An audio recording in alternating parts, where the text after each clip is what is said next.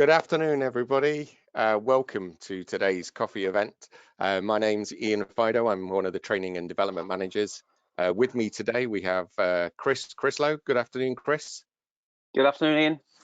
And of course, we have CEO Ian McIntosh. Good afternoon, Ian. Hello, Ian. Hi, Chris.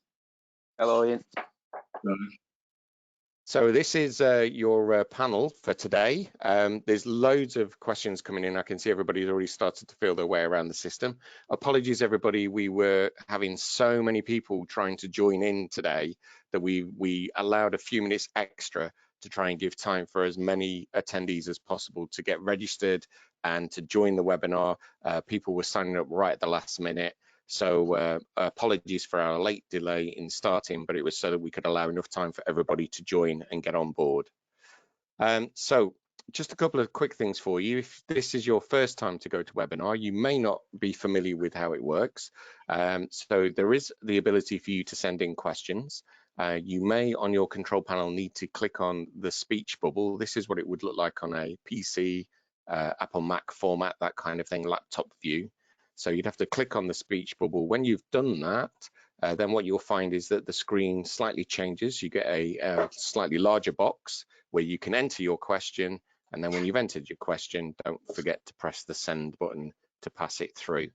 The questions show to myself only, so I'm going to be taking a bit of a role of a moderator here today, folks. So at times when Chris and Ian are speaking, you will see me quite often sort of darting between two screens just to get on the list and get on top of all the questions that are coming in. Now, it's a slightly different view if you're using a mobile device. So if you joined us on a tablet or a mobile phone, you need to press the icon, which is the big question mark icon. Again, that will open up your question box. Don't forget to click on the icon next to your question when you've completed it to press send and click it through to us. Again, all questions that come in just show to myself, so you'll have to bear with me. There's only me moderating the questions coming in, and we've got a lot of attendees today, so I'll do my best to try and get through as many of those and put them to the panel as we can today. So we're going to just hand you over now to Ian for a brief situation update and just a bit of a welcome message before we get into the full chat. I'm now going to just make sure that you guys can see all of us nice and easily. So when you're ready, Ian, we'll just pass it over to yourself. Okay, well, first of all, thank you, Ian, for organising this, and Chris for volunteering to join us. Sorry for the slightly delayed start, but here we are and we've got going. But just, to put things in perspective and to underline why we're doing this today, why we're here, I'm afraid to say that we have some very sad news to share with you. To my knowledge, this is our first fatality of a red driving instructor due to COVID-19. And this morning we heard the very sad news that Rajendra Singh sadly has passed away. He had underlying health issues, but nevertheless, he was taken too early. He was only 55. Lived in the Harrow area of London. He'd been with Red since 2008, so a long-serving member of the team. One of the good guys, really nice fella, and I'm very sorry to say that he's passed and left a son and a wife. So our sincere condolences to Mrs. Shah, and I'm sure you will all join in me in thinking about Rajendra tonight when we do our 8 o'clock NHS clap. So on that sad note, I'm sorry to start this off with sad news, but it wasn't the purpose of today's discussion. We are going to talk through some of the issues, but it does underline in real terms why this is such a crisis when one of our own gets taken early, which is why we've launched our stay-at-home campaign on all social media channels, and I know you're all taking it seriously and you're staying at home unless you have a critical worker role somewhere. And I know that some of you are working on amazing roles, cleaning hospitals and delivery drivers for supermarkets, and One lady's baking bread for the rest of the street, I hear. So it is fantastic, some of those things that are going on. Maybe a little bit out of sight, but you know, when I'm getting to hear about them, I really do appreciate them. Anyway, in terms of what we're going to do today, we just thought we'd chat through some of the issues surrounding the business. So Chris here is known to many of you, I'm sure, is the Red Instructor Services manager. And Chris is one of the very, very few staff who is not furloughed, as indeed the three of them. But most of the staff are, as you know, and the contact centre's closed. So Chris, you and Anne are still manning the lines, as it were. So what's happening in Red Instructor Services? Are you getting much inbound traffic? What are people asking? Well, very much so, Ian. Obviously, it's a big undertaking, and we have sort of grasped it by the horns, as it were. We are still getting email traffic into obviously instructor services, and myself and Anna are manning the inbox, and we're best to try and answer the queries that's coming in to the inbox. The subjects sort of varied really in terms of what we are dealing with, but I think there's a blend of inquiries in terms of the key worker sort of project, in terms of our instructors who are volunteering for the key workers, and of course we arranging the matching the customers who are key workers with those particular instructors. And I know the queries about licenses and things, you know, the status of the license, particularly with the PDIs, in terms of, you know, where are they at with the license, what should they do, and we're there to give advice on that in terms of which path to follow. So we are kept busy, and it's very, very different way of working. But it's essential that we've got that service open for you guys, our instructors, and we keep the momentum going with that. That's tremendous. Now I know you've got a young family, so you know, what's it like working at home with a young daughter around the place?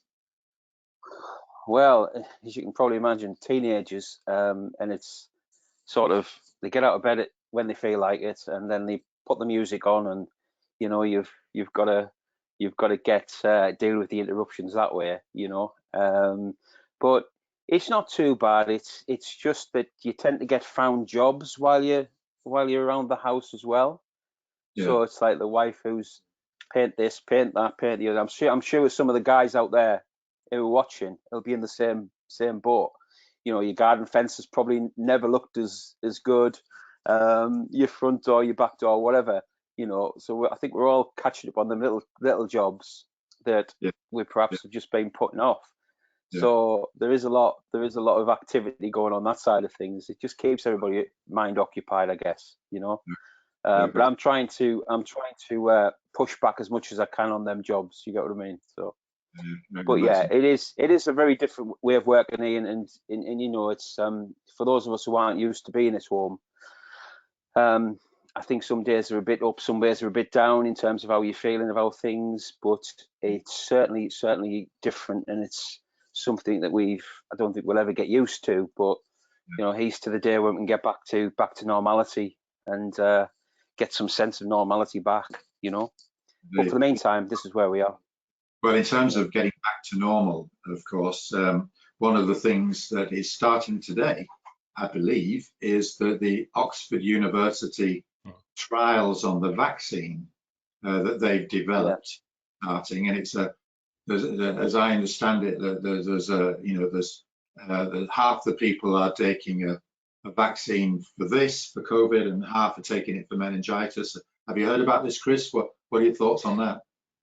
Yeah, I think there's a lot of hard work gone into that, and I think, you know, many man hours and lady hours in terms of sort of creating such a vaccine in such a short space of time. You know, the proof of the pudding will be in the eating, as they say. But I think the way forward is certainly to have some form of vaccine, because this is worldwide. This is not something that we've ever experienced. You know, so I think it's important that the time is spent on it, and it's spent in a valid way, so it works. You know, And I know the initial testers, I know they were looking for volunteers for this. And there is a sort of a fee that they'll pay. I think it's up to £600 or £700 that they'll pay for volunteers. But if they don't get the volunteers, I think they'll probably test the frontline NHS staff in terms of, because they're probably more susceptible to catching the COVID once the vaccine's in there, you see. So I think that's probably where they'll start. But in terms of production, you know, I think we twinned with some other countries are in the manufacture of it once it's developed, and then ultimately that'll be going to mass production, and then. But I think it's some months away in terms of worldwide coverage. You know. Yeah. Indeed, but I think it's you know, regardless of the fact there might be a small fee, it's enormously brave of the people to say, hey, inject me with this or whatever it is, and then expose me to this deadly virus. I think they're enormously brave, the people who are volunteering for those trials. But hopefully that is something that will come in due course. In the meantime, I don't know when we're going to start up again, but in the meantime, Chris, I think you think, you know, customers, we should keep in touch with customers, learner drivers. Our ADIs, our PDIs should be talking to their customers. What do you think about that? Yeah, I think it's paramount. I think the bond between a learner, customer, and an instructor is so strong in terms of, because you spend a lot of time with your learner and your customer, and you know, you do find out a little bit more about your learner than you should ever know. But from a professional point of view, they are your customer, so it's important that we look after the customers. But again, this is unprecedented times, and you know, it's about picking the phone up, it's keeping in contact with the customer, and I think it's, you know, that this will go at some point, you know, and that customer is captive; they can't go anywhere else because there's nobody else doing it. So I think it's important to keep that relationship going, even if that's just a call, maybe every other week or something like that, just to see how they're doing in terms of how the family's doing, how they're doing, you know, because as I said before, it's a very different way of living, really, you know, and people's, you know, state of mind up and down. But I think it's, in terms of the customer piece, you know, we are going to be coming back at some point. So where we left off, we've got to join the dots up with those conversations, you know, to get to the next point of, in a few weeks' time, maybe 4 or 5 weeks' time, we may be back out on the road there. So it's keeping that alive, and looking through social media. Social media is probably a strong medium to do that. In terms of, if you've got your own Facebook page, then you've got all your community liking your page and sharing your page. So, of course, why not put some theory questions on there and just keep that appetite going for the learning, you know? And not only is that's twofold, it's keeping your customers interested, but it's also spreading a huge message out to everybody else that's sharing all those posts on social media, that your driving instructor, my driving instructor, is interested, and he's keeping me going and keeping me keen on what I'm doing. I'm sure there's lots of our instructors who are already doing that out there, in terms of the great work they're doing already, and that great work that's ongoing, whilst we're unable to get out there and teach, you know. So Ian, you've been a driving instructor for many years. Would you be calling your customers on the phone, you know, not relying on emails and stuff, but calling them and now and then having a chat, see what they're doing, see how excited they are about getting back to this, or that kind of thing? I think it's important, Ian, because you know, you've got to keep that line of connection going, as we're trying to do from a business point of view with all of you guys out there, or everybody who's attending today, or the ADIs, PDIs. We're trying our utmost to keep the levels of communication going and to try and show that we're offering customer support. And I think it's reliant on ADIs to pick up the phone, give a quick call, nice chat. It's showing that you care. Is everybody all right in your family? Are you all well? Just making sure, and also just to sort of ask the question, you know, look, when all this gets back to normal and we're going to restart lessons, what's your likelihood of wanting to restart? Are you going to want to pick up straight away? Have you been affected financially because of this? May you put your lessons on hold? Just so you've got a bit of a groundwork. You've got to be thinking ahead, ready to manage that diary again, haven't you, Chris? Because it's all about getting that diary back up and running again. Yeah, I think that's paramount in terms of rejuvenating the customer and getting them back on board. You know, and you know, it's picking up where you've left off, albeit there will be some regression in terms of where they're up to. So there's room to add more lessons to that particular for catch up, in terms of catching up and dealing with that regression in terms of the weeks that we've had out there. You know, so yeah, absolutely paramount in terms of contact with the customer. Yeah. Now, in terms of contact with customers and keeping things going, Ian, you've been running these training webinars for people on part 3. I think we've done 4 now, have we? Something like that. Yeah, we're up to 5 now, Ian. Yeah, 6th one tomorrow. Yeah, 6th one tomorrow. Episode 6 tomorrow, right? Yeah. Now these have initially been for people on a pink license, but more latterly for all part 3s. Is that right, Ian? Yeah, that's right. I mean, we've so far sent out invitations to over 550 PDIs who will have had an invite to at least one of the live events, and some will have had invites to more than one. And the numbers who are registering are going up all the time. Currently, we have 73 registered tomorrow to join in and take part with tomorrow's live event. So they've been going down really well with the PDIs. It's been helping them to sort of stay focused, providing them some useful revision tips to go through things at home. Yeah, it's been good. Been very good. You know, big thanks to some of the volunteer trainers out there who've hopped on board with me to help out and co-host as well. 2 or 3 of the guys have kindly donated their time to help out with that event. Yeah, terrific. I guess we're learning how to use this new technology as well. So maybe episode 1 and 2 were like practice runs on a few volunteers, but we're getting better at it. Yeah, and it should be great tomorrow, shouldn't it? Shouldn't it be great tomorrow for the next webinar? Oh, it's going to be outstanding tomorrow. Awesome. Fantastic. I'm expecting an Oscar in the post next week. Yeah, absolutely. Or at least a nomination anyway, put it that way. Yeah. Well, it's so important for people to keep thinking about their training. Everybody that's on a part 1 or part 2 or part 3, but keep focused, because the legislation doesn't allow the DVSA to change timescales of things. So, you know, if your part 1 is running out, it runs out. But I hear there's some advice on part 1s. I don't know if Ian, you can answer that. If your part 1 is running out. Yeah, absolutely. There are some PDIs who will be getting worried, thinking that with the timescales, of course, they've got 2 years from when they first passed their part 1 to go through the whole process of qualifying. So there will be some PDIs out there, quite rightly, getting a little bit worried, thinking that time's coming up.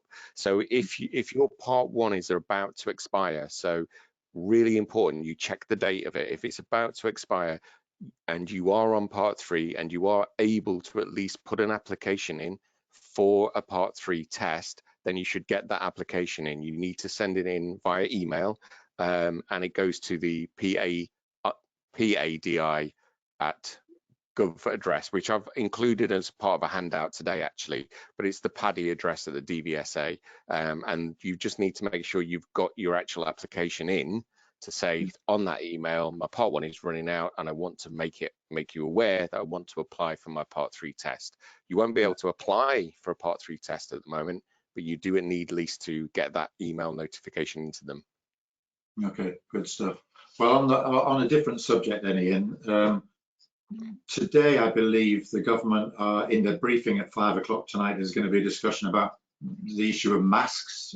And we've been thinking about, you know, under what circumstances would we go back to work? What's safe, what isn't safe, what's policy, what isn't policy? These are big questions that are hard to answer. But so we'll hear tonight what the government think about masks for the general public. But, you know, what are your thoughts on that? No, it's a difficult one, isn't it? Because of course, if you're wearing a face mask and then you touch something in the car, or you forget, because we can all forget, we shake hands or something like that, and then you touch your face, so you're touching the mask, you may well have transferred the virus to your actual face mask, which is then there in front of you. So it's going to be a difficult one. It'll be interesting to see what the government do say tonight, because across the world, of course, there's different messages coming out from different countries. Some are advising wear them in general public, others are saying wear them to the shops, other countries are saying not to wear them at all. And of course, I suppose one of the big worries for people is if we rush out and buy loads of face masks, does that take away from the need for the NHS and the people who really need them in the front line, of course? So I don't know, and I'm also a bit worried as to how much actually it would help you in the car. Are you going to make your customers all wear one? Are you going to provide them for them? I don't know. It's an awkward question, but let's see what the government say tonight, perhaps. Yeah. What do you think, Chris? You were an instructor for a long time. How would you feel about the masks? I think in one respect you were looking at from a customer point of view, to their viewpoint, you were taking the right steps to safeguard them, as it were. And a lot of our guys have been doing that anyway within the car, sanitizing and things like that on the run up to the lockdown, But again, from my point of view, it would be if you had the learner with a mask on and you with a mask on, I think it would sort of break down the communication piece in terms of, instructions to the learner, Of course. What would be better would be the sort of the shield that comes over the face. And I know, Ian, you were chatting about that a bit earlier in terms of the plastic shielding, which again can be used time and time again, whereas the face masks have got very limited use. And again, one of these plastic shields would perhaps be more use than the actual face mask itself. That's true. You hit on a good point there, Chris, because of course, if you're muffled, your instructions are not going to be clear. That's the last thing you want in the car, because it's going to increase risk in other areas, isn't it? So perhaps the shield is the way to go, but be interesting to see what they say tonight. On the point of this PPE equipment, Ian, whilst we're discussing this, there has been a couple of questions coming, one from beforehand and one while we've been online as well. People saying if it goes that way, if it becomes kind of mandatory, would it be possible for Red to source kit and then offer them for resale through the POS system, like we do now with regards to other items? So I think, that's a worthwhile question. Do you want to answer that one first, and then we'll come to the other question? Yeah, absolutely. I mean, look, we've been looking into sourcing masks, not just because, well, today there is a discussion from the government, from COBRA, but we've been thinking about this type of thing. And even if the mask was just for the instructor, which is therefore protecting the client from the instructor breathing out stuff, we've all seen those horrible images where the bits go everywhere and so on. Maybe there's something psychological in that says to the customer, hey, we're doing our best to take care of you, so maybe we should have people wear masks. But where do you get them from? It's really, really difficult. But I think we found a source, potentially. We're waiting for pricing. We have certainly been in touch with Viatech and talked about selling it through the POS system, providing them. I don't know what we're going to do. It depends on pricing. But the problem is that if you go down that route, you're going to need a lot of masks, because you at least need one every day for the instructor, maybe more. And if you've got, I don't know, 4 lessons, 5 lessons in a day, that's another 5 masks you'd need that are going to be thrown away. You could burn through these masks fairly quickly, so it's a big issue. But we're certainly looking into it. And I tell you what, if it's the only way we can all get back to work, because the government say, look, 1-to-1 is okay in a car, maybe in a taxi or something like that, that's okay. We're not ready to let you all go to the pub just yet, because that's too many people. But 1-to-1 is a low risk scenario for society, because it's one person infecting one other person in the worst case scenario. Then maybe if we need to wear masks to make that happen, we'll have to find a way. And so we've been exploring the prospect of delivering them through Viatech. Yeah. There's a good follow-up to that as well. One of the questions that came in beforehand, somebody was mentioning, you just mentioned there about taxi drivers, bus drivers, shop assistants as well, often have the plastic screens now, of course, that have been fitted. And somebody suggested the idea of making allowances for the fact that an instructor may still need to reach across to take control of the steering, for example. Would there be any feasibility in getting a plastic screen into the cars? And you know, I'm not convinced myself, because you know, the moment the customer gets out of the car, you're going to swap seats. We're in a bit of a different situation, aren't we, to like a bus driver or a taxi driver, for example. Well, interesting that Gareth Llewellyn's advice, that's the chief executive of the DVSA, that he's written to us all today, I think. They are still saying, clean your vehicle, disinfect the steering wheel, use the wipes. He's not even saying using masks, let alone pieces of plastic. But you know, in my village shop, there's a screen. So when you go and talk to the cashier, there's a sort of 2 foot by 2 foot piece of plastic.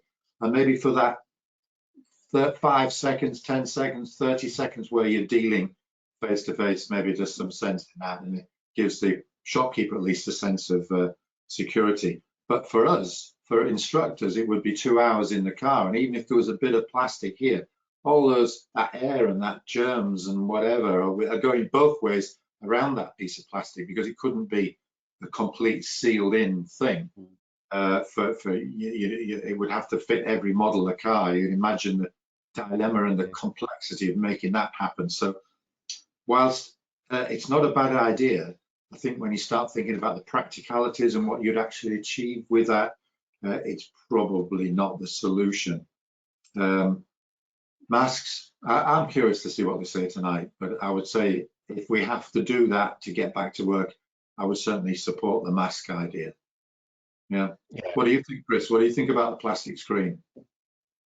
Well, I agree with what you're saying, Ian. It's going to be, from a practicality point of view, it's going to be so difficult, because as an instructor, we have to intervene sometimes. And I think, you know, if there's some sort of interference of that, we can't get to the steering wheel, or we can't take effective action, then again, we're putting ourselves at risk of something else a little bit more dangerous, you know. So great idea, and it's good that people are starting to think on those same lines of us getting back out there, getting back to work.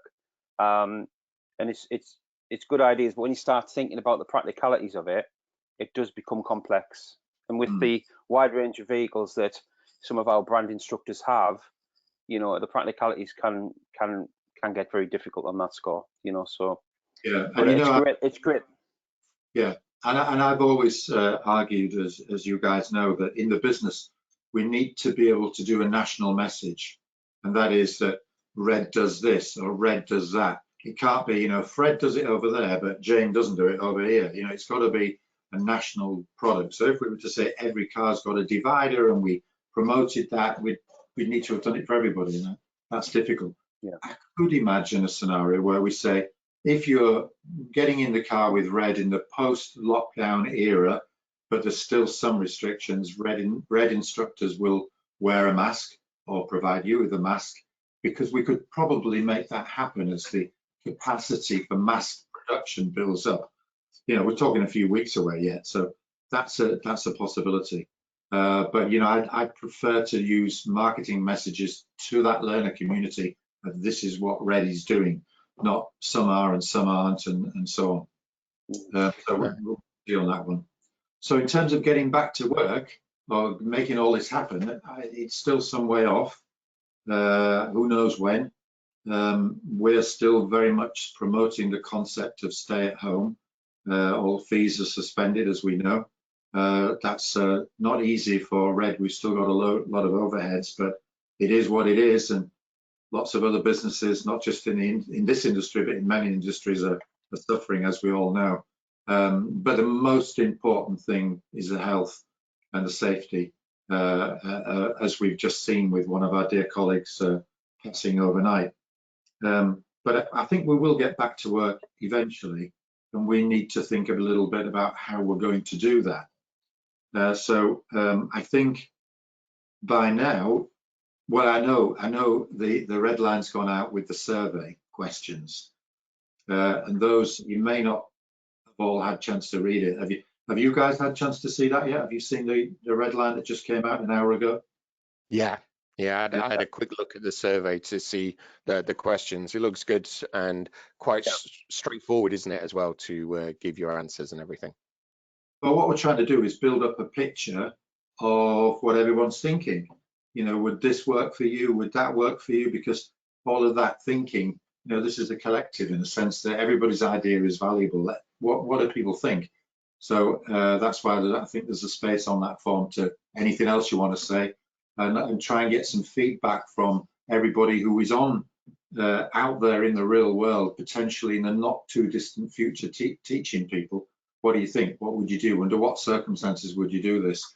So, you know, when you read that red line later, or if you've already read it, please do fill out that survey and help us build a picture of what might work, because behind the scenes, we are coming up with all sorts of ideas of how to restart the business. And while nothing is in black and white, and certainly not the timing, sooner or later, I guess, I'm going to have to press the button that says start now, you know. So I need to make sure that we've got a workable plan in place. So it's an interesting dilemma that lots of businesses will be facing. At what point do I effectively open the doors again? So, you know, please do fill out that survey. And one of the questions, which if you guys have read the email, then is this idea of an assessment lesson. Now, I don't know if you read that, Ian. Did you read that? What do you think about a 1 hour assessment? Yeah, I think there's some something in that, because we've got people potentially, customers wise, who will have been off the road for some time, not quite sure where they're at, where they're coming back to, and of course you may pick up customers, new customers from other companies, people who were not going back to work straight away, instructors not going back to work straight away. So you may be getting an influx of requests, and people haven't driven for some time. So I think there's some merits to that personally, to thinking about offering a sort of an hour assessment with a new client, or even one of your existing clients, to kind of sort of like show goodwill again as well, to sort of say, look, you value them as a customer and for coming back, and saying, you know, that it's a goodwill gesture, isn't it? You know, thank you for sticking with us, you know, we're through the close down, and then choosing me to come back to, and choosing Red to come back to again. I think it makes definite business sense to do it, absolutely. And I think it'll be good for a lot of students who will really appreciate it as well. They'll really, you know, probably go, yeah, great, fantastic. I can, you know, spend an hour getting back into the feel of everything, because I've been off the road for so long. Yeah. Now, Chris, you dealt for many years with the challenge of explaining and justify the 2 for 1, and that's always a popular topic at the forums every year and in our actual coffee mornings. This is slightly different, but a similar sort of thing. You know, do you think, you know, Red instructors should give a free hour an assessment for new customers, current customers? What do you think? Yeah, I think it's an hour well spent, and I'll echo what Ian has said already in terms of the. I've already talked about the relationship that you have with your current customers. Maybe not so much with your new, but your new customers. They don't know you, so that is a really good opportunity for you to gain that customer and really display the attributes that you've got as a great instructor, to really display that you've made the right choice in me, your driving instructor, and Red Driving School. And I think the 2 for 1 is paramount in us being able to do that. It gives the customer a bit of a trial lesson, tester lesson, because, you know, and let's face it, people that buy a 2 for 1 then go on to spend a lot more money, you know, and it's all about getting you in the car, getting the customer in the car, and being able to display that they've made the right choice, and in that way they keep coming back for more. So anything that's going to generate a learner back into the car, or any offer that the instructor may put in place, then I think it's obviously going to go a long way. And of course, we talked about regression before, and as Ian touched on that point, you know, it's an hour where you're going to be going back over what we've already learned, albeit some weeks ago. So I think from a also a goodwill perspective, it's a really good offer to take up and deliver, you know. Well, I think it's a little test of the sales skills as well for that instructor who has a customer in the car, albeit they're not paying for that hour. If this is only an idea, incidentally, it's not the plan, but I'm sounding it out in that survey. Would you be prepared to do it? But you've got a customer in the hour for an hour in your car. You've got a chance to show that you're a nice fella, or competent, and the car's clean, and all that kind of stuff that then gets the customer to say to himself or herself, that's the guy I'm going to book the rest of my lessons with. And at the end of that lesson, you can say, you can book some more lessons now on through MyRed, or you can call Red and book some more lessons through the contact center, whatever. It's a chance to sort of win that customer's hearts and minds, or heart and mind, that you're the right instructor. It's the same concept for me for the 2-for-1. But this is extraordinary times, isn't it? We need to sort of kickstart the business. Maybe this is the way to do it. Anyway, probably enough on that. I dare say, is your inbox going bananas with? I'm not sure about that, But are there any other questions? I'm trying to go through them, but it's a rapidly sort of adding to the process. By the way, just to keep you informed, we've got about 170 on the line at the moment, so I'm doing my best to sort of like scoot through as many of these as I can. Where I can give a sort of like an easy answer, I'll do that online, and if it's pertinent to what we're talking about, I'll try and bring it in. So I'm just going to. Well, I'll tell you what. While you have a skim through the questions and come back to us in a sec, Chris. Let's you and I just talk for a couple of minutes about our other favourite subject, which is would you be happy teaching in a 100% electric car? Well, it's a well-talked subject, isn't it? We've sort of talked about this quite a bit, and the guys who have come along to our forums each year will, of course, heard your sort of view on that, Ian. But again, it has its advantages and disadvantages. I think the biggest advantage is the cost base, the savings from an instructor's point of view. That has got to win. That has got to win over everything else.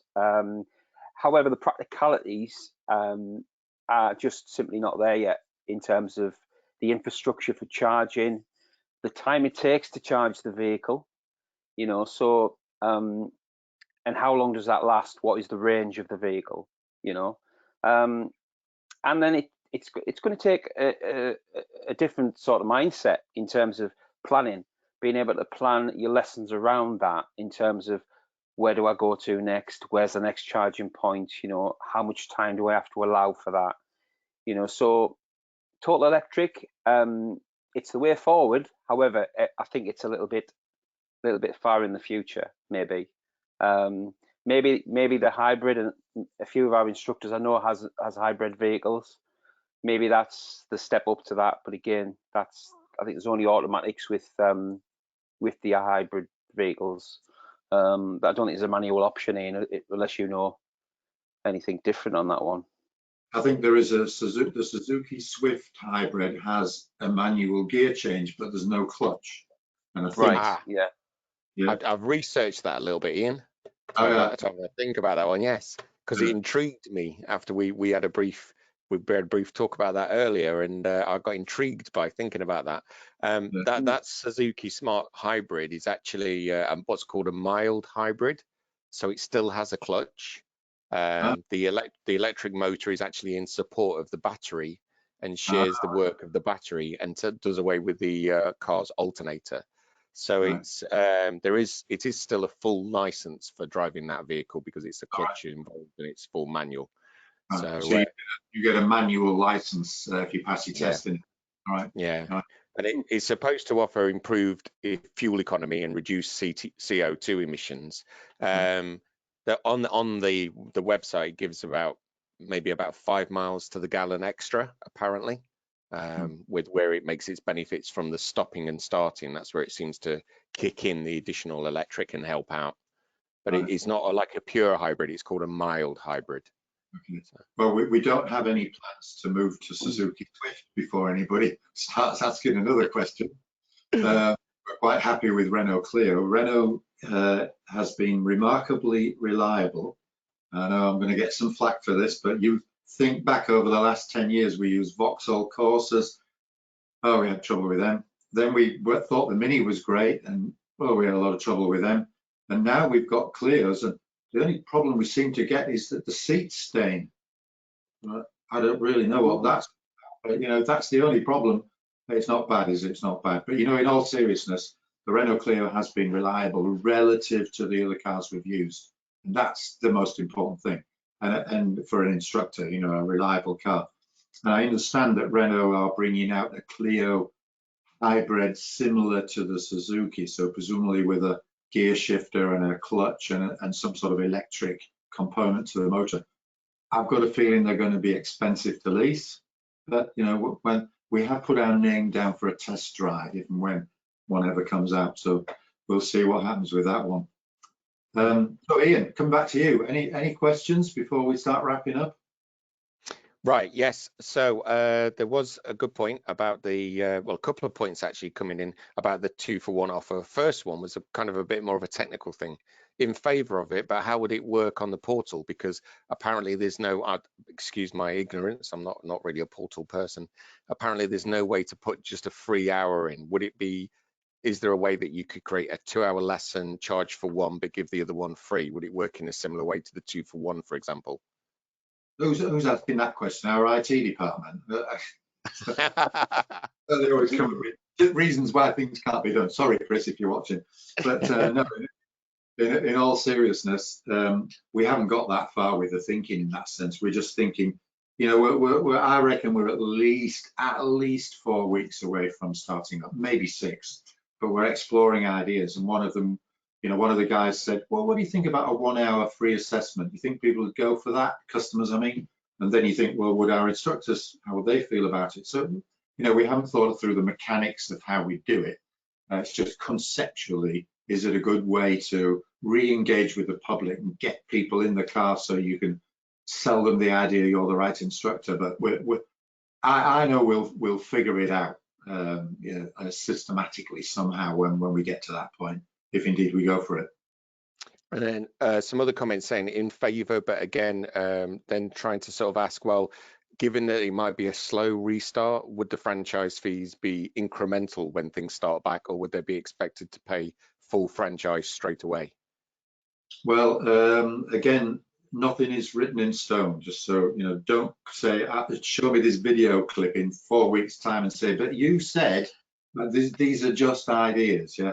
But we would probably have a sort of restart system similar to new franchisees joining. So some sort, I don't know exactly, but some sort of scheme whereby you pay less initially as we get going. But you know, I'm also part of that survey is trying to figure out what people are thinking about starting up. I'm sure there's some of you watching that right now will say, you give me some customers, I'll start teaching right now. And there'll be others that saying, I'm really worried about this or that, or I've got an underlying health problem and I don't want to risk it just yet. So, you know, we're going to find a way to make people as happy as we can under the difficult circumstances. So whilst we don't have a definitive plan yet, I do know that we're going to have to be cognizant of everybody's individual situation. And no one's going to suddenly shell out full price when the diary isn't full. It's probably reasonable, and bear in mind that there's a 2-week lag in getting your prepay cash. So we're going to be mindful of all that when we do start up. Yeah. Yeah, there's several comments, all very similar along the same lines, saying things like that. And another one was about, because of what's happening this year, will it have any impact on the franchise holiday entitlements? Oh, holidays are cancelled. Did you not get that email? Holidays? You just had 4 weeks off already, and you're going to get another 8 weeks off. You want holidays? Good. And what's the world coming to, eh? On that subject, I have no idea.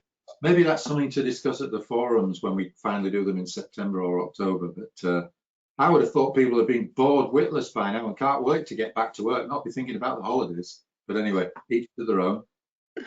And also on the same sort of subject again, people sort of considering they may have taken a part-time job somewhere else to support their income and would like to start back on a part-time franchise. Does Red have any intention to introduce a part-time franchise in order to allow people to start back up again? Well, we'll be as flexible as we can. Certainly, we've never really operated a part-time franchise. It doesn't really work. Certainly not on the full franchise because of the cost of running that car. But people on a brand, maybe there's some scope for a softer start to give you a chance to finish off that job or until you get really busy. But in terms of demand, my view is, which I've expressed before in a video, there's going to be fewer ADIs in the market. We all know of people who have already retired, given up, whatever. There's going to be fewer ADIs. There's been fewer new starters of late, not just with us, but the other training providers. So the market will have shrunk in terms of supply side, but in terms of demand, there's 4,000 new 17-year-olds every day. There's 5,000 tests every day that are not taking place. So the demand's going to be busy, I think.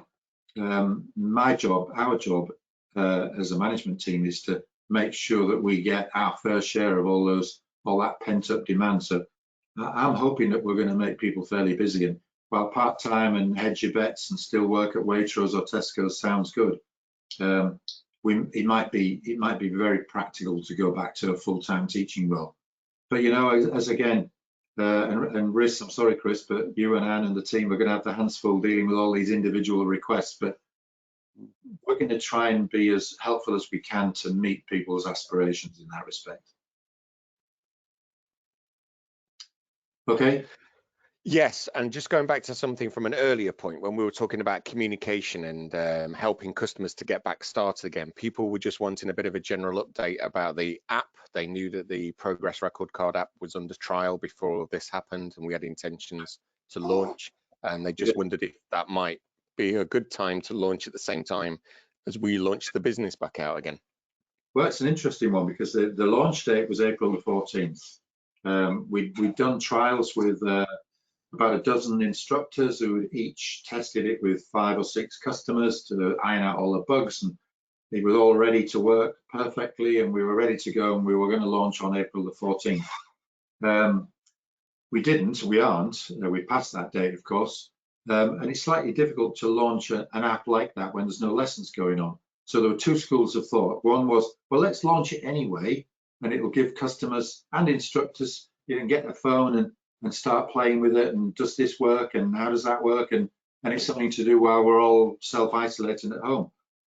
But on the other hand, is it the right time to do it? Would it be better to wait till we're actually back at work and the technical support is there and people can call in and say this doesn't work, or I can't get that bit, or how do I log on?